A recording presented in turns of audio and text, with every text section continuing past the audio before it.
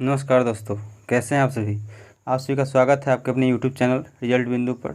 आज हम लेकर आए हैं साइंस के महासंग्राम सेट का दूसरा सेट साइंस के महासंग्राम का लाए हैं, जो स्पेशल फॉर ग्रुप डी के लिए है। इसमें आपको अच्छे अच्छे क्वेश्चन दिखाई देंगे, जो क्वेश्चन आपके प्रीवियस ईयर में पूछे जा चुके हैं। तो आप लोग इस वीडियो को ध्यान से देखिएगा, ज़्यादा से ज़्यादा शेयर कीजिएगा। चलते हैं हम लोग फर्स्ट क्वेश्चन पे। आज का फर्स्ट क्वेश्चन है, निम्न में से कौन अधिकतम काम कर सकता है। निम्न में से कौन अधिकतम काम कर सकता है। आपके ऑप्शंस हैं, एक घूमता हुआ पहिया, बंदूक से चली गोली, गतिशील पत्थर, एक उठा हुआ हथौड़ा।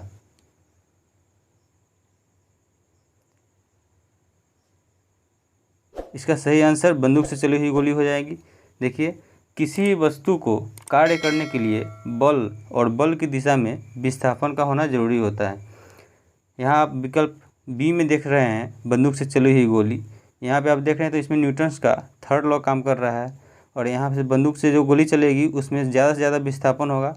इसलिए हम यहाँ पे कह सकते हैं कि यहाँ ज़्यादा कार्य कौन कर रहा है, बंदूक से चली हुई गोली कर रहा है। चलिए नेक्स्ट क्वेश्चन हम लोग देखते हैं। एक वस्तु पर बल लगने पर भी किया गया कार्य शून्य होगा यदि उसका विस्थापन डैश हो, ऋणात्मक, धनात्मक, शून्य, स्थिर। देखिए, इसका सही आंसर शून्य हो जाएगा। W यानी कि कार्य यानी वर्क, यानी W equal to FS cos theta होता है। FS cos theta. इसका अर्थ है F मतलब बल और S मतलब विस्थापन।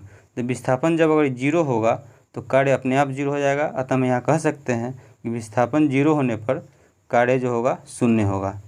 नेक्स्ट क्वेश्चन हम लोग देखते हैं। कार्य में क्या होता है। कार्य में क्या होता है।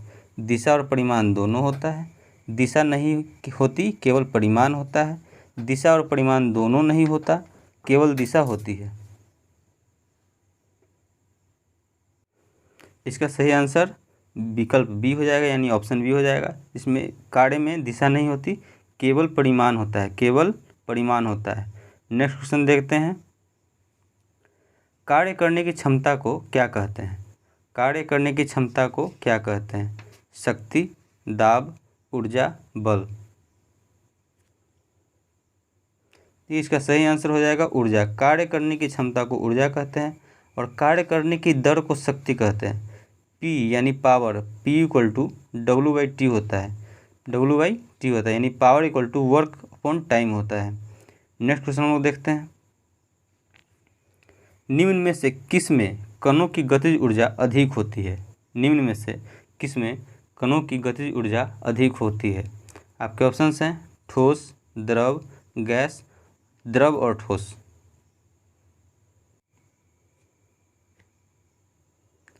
इसका सही आंसर आपका गैस हो जाएगा।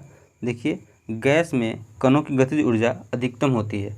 किसी वस्तु में गति के कारण उत्पन्न ऊर्जा को हम लोग वस्तु का गतिज ऊर्जा कहते हैं। यहाँ हम लोग देखें तो गैस के कण ठोस व द्रव के कणों की अपेक्षा अधिक गतिशील होते हैं, और ठोस के कणों की गतिज ऊर्जा न्यूनतम होती है। ठोस के कणों की गतिज ऊर्जा न्यूनतम होती है, द्रव के कणों की गतिज ऊर्जा ठोस से ज़्यादा होती है, और गैस के कणों की गतिज ऊर्जा ठोस और द्रव सबसे ज़्यादा होती है। नेक्स्ट क्वेश्चन हम लोग देखते हैं।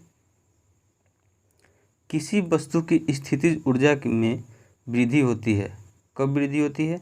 वेग बढ़ने से, ऊंचाई से, दूरी से, या विस्थापन से। आपके सही आंसर ऊंचाई हो जाएंगे।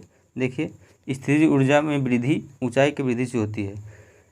स्थितिज ऊर्जा का फॉर्मूला होता है mgh। h यानी हाइट। अतः हम कह सकते हैं कि h बढ़ने पर इसका स्थितिज ऊर्जा जो है बढ़ जाएगा। g यहाँ गुरुत्वीय नियतांक होता है, और m मतलब मास होता है। नेक्स्ट, किसी वस्तु के द्रव्यमान का मापन किसका मापन कहलाता है। किसी वस्तु के द्रव्यमान का मापन किसका मापन कहलाता है। ये क्वेश्चन आपके ग्रुप डी में पूछा जा चुका है। इसके ऑप्शंस हैं, त्वरण, जड़त्व, संवेग, गति। इसका सही आंसर जड़त्व हो जाएगा। देखिए, जड़त्व का मापन ही द्रव्यमान कहलाता है। अगला क्वेश्चन हम लोग देखते हैं। ये आपका क्वेश्चन रहा समीकरण F इक्वल टू ma यानी force equal to mass into acceleration, बल बराबर द्रव्यमान और गुणित त्वरण का संबंध न्यूटन के किस नियम से है? ऑप्शंस हैं न्यूटन के फर्स्ट लॉ, न्यूटन के द्वितीय नियम, न्यूटन के तृतीय नियम, इनमें से कोई नहीं। इसका सही आंसर द्वितीय हो जाएगा। देखिए F इक्वल टू ma जो समीकरण है न्यूटन के द्वितीय नियम से संबंधित है। न्यूटन के फर्स्ट नियम से बल का परिभाषा मिलता है, और न्यूटन के द्वितीय नियम से बल का व्यंजक प्राप्त होता है। ये आपका व्यंजक है F equal to ma। Next question हम लोग देखते हैं। 90 ग्राम पानी में मौजूद मोल की संख्या कितनी होती है? 90 ग्राम पानी में मौजूद मोल की संख्या कितनी होती है? आपके ऑप्शंस हैं 5, 4, 3, 7। इसका सही आंसर 5 हो जाएगा। देखिए मोलों की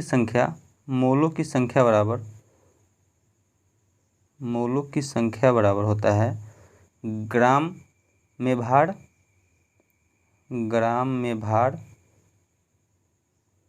बटा अनुभार होता है, मोलों की संख्या बराबर ग्राम में भार बटा अनुभार होता है। यहाँ पे हम लोग देखें तो इसका ग्राम में भार आपका दिया हुआ है 90 ग्राम आपका दिए हुआ है ग्राम में भार, तो 90 हो जाएगा ऊपर, और नीचे अनुभार, तो अनुभार H2O यानी पानी का बात कर रहा है तो H2O का, तो O का अनुभार हो जाएगा आपका 16 दूना 32, और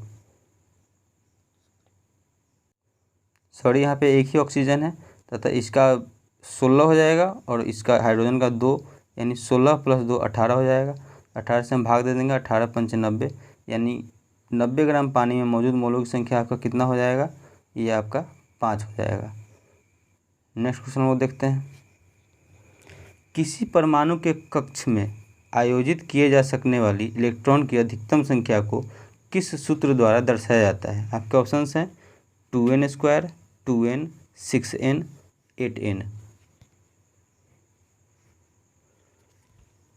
इसका सही आंसर आपका हो जाएगा 2n²। देखिए 2n² एक फार्मूला है, 2n²।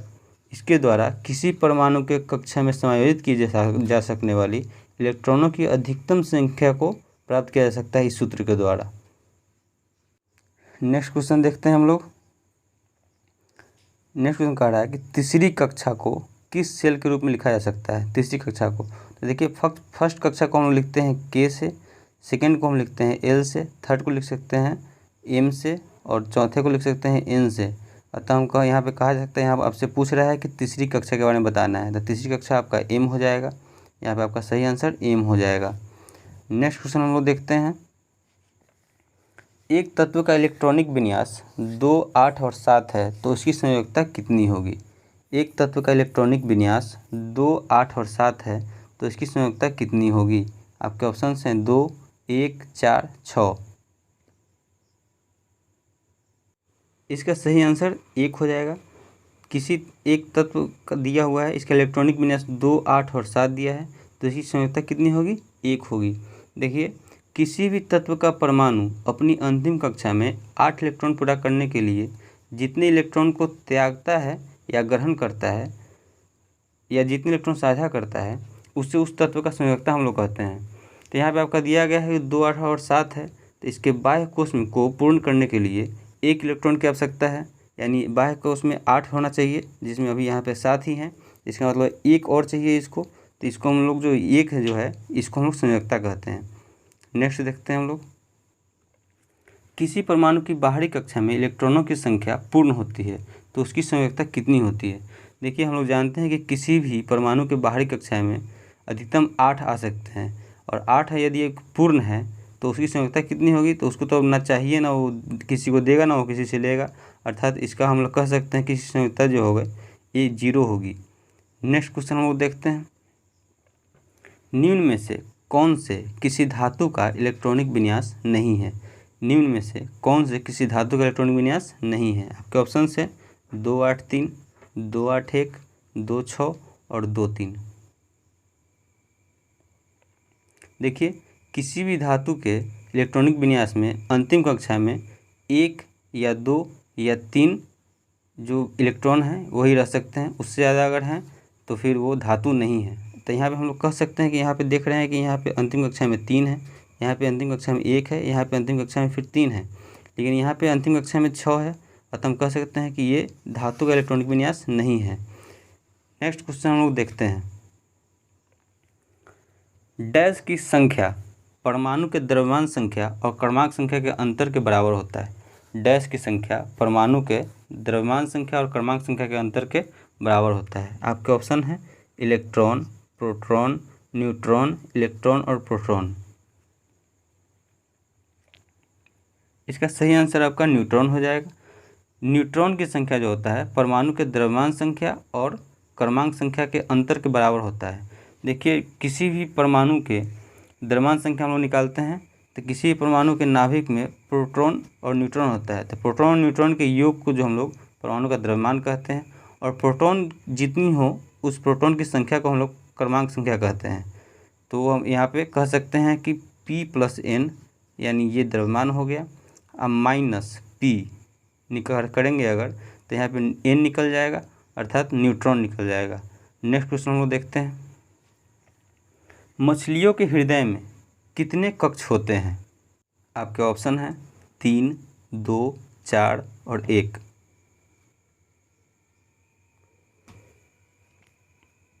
इसका सही आंसर 2 हो जाएगा। मछलियों के हृदय में 2 कक्ष होते हैं। देखिए, कशेरुकी मछलियाँ निम्न वर्गीय होती हैं। इसमें द्विकक्षीय हृदय पाया जाता है। इसके हृदय में एक आलिंद और एक निलय कक्ष पाया जाता है। नेक्स्ट क्वेश्चन लोग देखते हैं। हाथी, गेंडा तथा भालू किस जाति के जीव है? हाथी, गेंडा तथा भालू किस जाति के जीव है? आपके ऑप्शंस हैं पक्षी, स्तनधारी, उभयचर, सर्प। इसका सही आंसर स्तनधारी हो जाएगा। हाथी, गेंडा तथा भालू जो है स्तनधारी वर्ग से आते हैं। स्तनधारी जीव प्राणी जगत का एक ऐसा समूह है जो बच्चे पैदा करता है और अपना दूध पिलाता है। ये प्राणी कशेरुकी तथा नियततापी होते हैं। तो यहाँ पे हाथी, गेंडा और भालू जो है स्तनधारी वर्ग के हैं। नेक्स्ट क्वेश्चन हम लोग देखते हैं। मानव शरीर का एकमात्र अंग जो पुनः विकसित हो सकता है। मानव शरीर का एकमात्र अंग जो पुनः विकसित हो सकता है। ऑप्शन है तिल्ली, जिगर, दिमाग, अग्न्याशय। तिल्ली को हम लोग इंग्लिश में स्प्लीन कहते हैं और जिगर को हम लोग लीवर कहते हैं।